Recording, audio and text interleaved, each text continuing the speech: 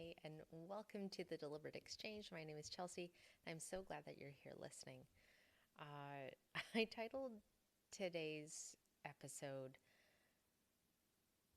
If You Want to Be Elite at What You Do, Then Drinking is Holding You Back. Like, I'm done softening this.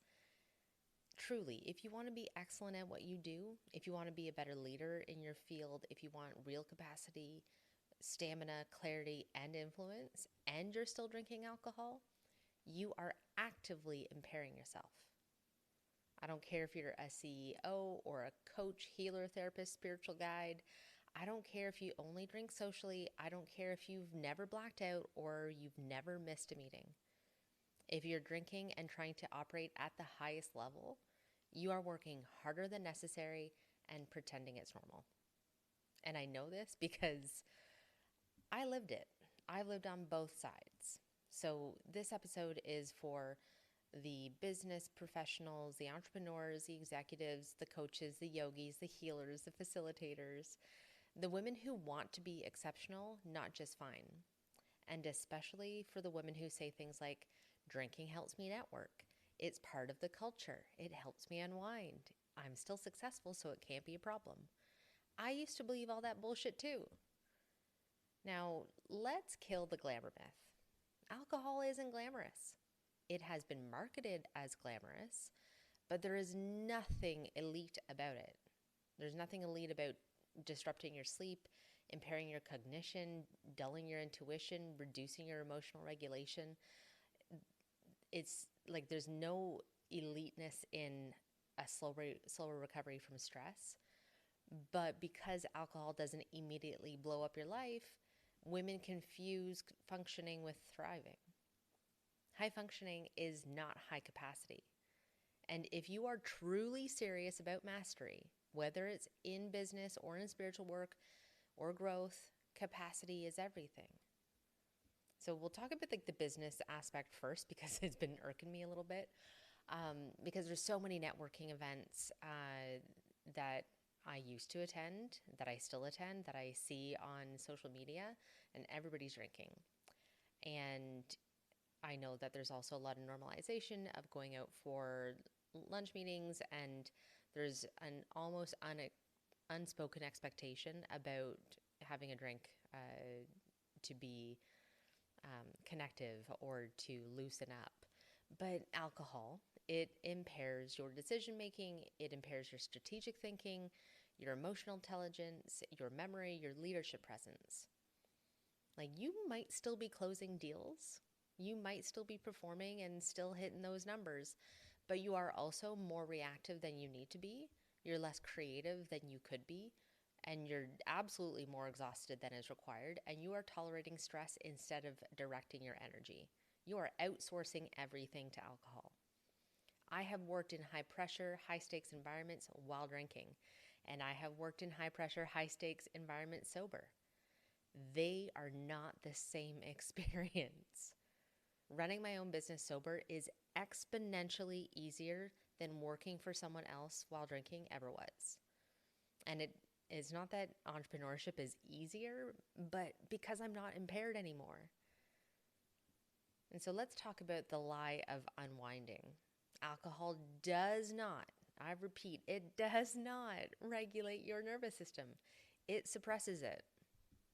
It delays your recovery. It doesn't build resilience. So the stress that you think that you're releasing when you're drinking, you're borrowing the relief from tomorrow, which means that you will have less patience, clarity, emotional range, and less tolerance for complexity.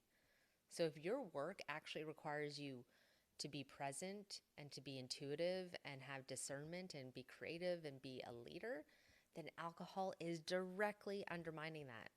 Quite literally, I will think again before I hire somebody who drinks. Full stop. I see real estate agents, I like both residential and commercially. I see other business professionals, doctors, like drinking. I don't want them touching my health, touching my law documents, touching my real estate deals if they're drinking. And to the spiritual women, If you are a healer, a coach, a facilitator, a guide of some sort, a yogi, and you are drinking regularly, you are working with a muted instrument. You can't claim embodiment while numbing your nervous system. I'm sorry, but you can't. And you can't preach regulation while chemically deregulating yourself. You also can't guide others into clarity while dulling your own perception. It doesn't make you a bad person. It does make you human. But let's stop pretending alcohol is neutral just because it's been normalized in our society. Because the facts are, and science has proven it, your intuition is sharper without it. Your boundaries are clear without it. Your capacity to hold others is actually stronger without it. And even the women who do dry January and feel these changes in a month and then go back to it, like they understand that all those things come back, but then they go back to alcohol. So then there's the people like, but I don't have a problem. Cool. I'm not asking you to have one. You do not need a drinking problem to admit that alcohol is a limiter. You just need honesty. Honesty about like literally how tired you are, how much you're pushing, how much you're compensating, how much energy it takes to stay on. Most women don't quit drinking because they fall apart. That idea and concept has left the building. They quit because they realize I'm doing life literally on hard mode.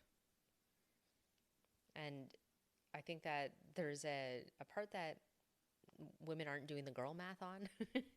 Like, how much energy are you spending compensating for impairment? Think about like the caffeine, adrenaline, the discipline that you have to like notch up, the control, over functioning, perfectionism. And the energy that you're putting into those can be put into your vision, your leadership, creativity, into your pleasure, into rest, and into your impact. Because I know that if you're listening to this podcast, you want more. But instead, it's propping you up. That isn't elite. That's fucking exhausting. So what changed for me? When I stopped drinking, nothing magical happened overnight. What happened was actually infinitely better. My nervous system stabilized, my thinking sharpened, my emotional recovery sped up, my self-trust returned. The high pressure work that I do didn't disappear, but it definitely became manageable. And my business didn't grow because I hustled harder. It grew because I could finally access my full capacity. If you want to be extraordinary at what you do, let me be very clear here. Alcohol is not helping you. It is not necessary. It is not harmless. It is not a requirement for success, for connection, or depth. It is just a really normalized impairment. And once you experience life and work without it, you don't romanticize it again. You see it truly for what it is. This episode wasn't meant to be about quitting. It was about telling the truth. You can keep drinking and you can keep succeeding.